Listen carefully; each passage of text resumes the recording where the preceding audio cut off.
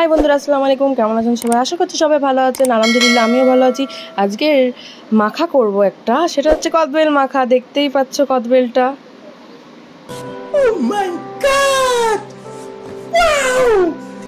এই যে কদবেলটা নিয়ে নিচে, আবার ফাটিয়ে নেব।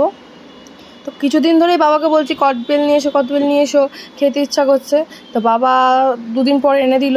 যাই হোক, ফাটছে না, মনে হচ্ছে কাঁচা কদবেলটা।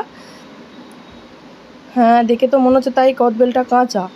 তো যাই হোক, ফাটিয়েইছি এবার, কষ্ট হলেও। কাঁচাই দেখতে পাচ্ছি, তাও হালকা হালকা পেকেছে এরকম ভেতরটা।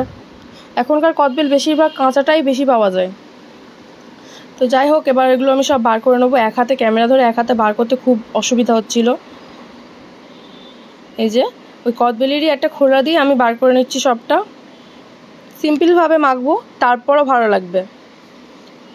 আমার কাছে মনে হয় যে সিম্পলভাবে মাখাটা বেশি ভালো। এই যেখানে একটা সামান্য চিনি দিয়ে নিচ্ছি,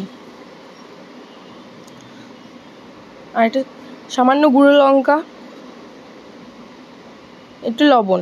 এটা আমি কিন্তু বিট নুন বা বিট লবণ দিয়েছি। আপনারা চাইলে এমনি সাদা লবণ যেটা বলে সেটাও দিতে পারেন। এই যে আমি হাতের সাহায্যে এবার একটু মেখে নিচ্ছি। এক হাতে ক্যামেরা, এক হাতে মাখছি।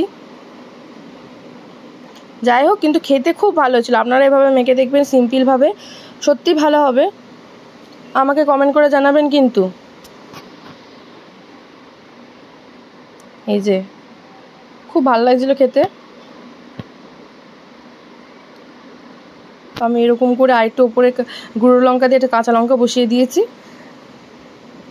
সবাই আমার চ্যানেলটা প্লিজ সাবস্ক্রাইব করে দেবে যারা যারা এখনও করেননি, আর একটা লাইক করে দেবেন, আর কমেন্ট অবশ্যই করবেন, আর বাড়িতে এভাবে শেয়ার করে দেখবেন মাখাটা।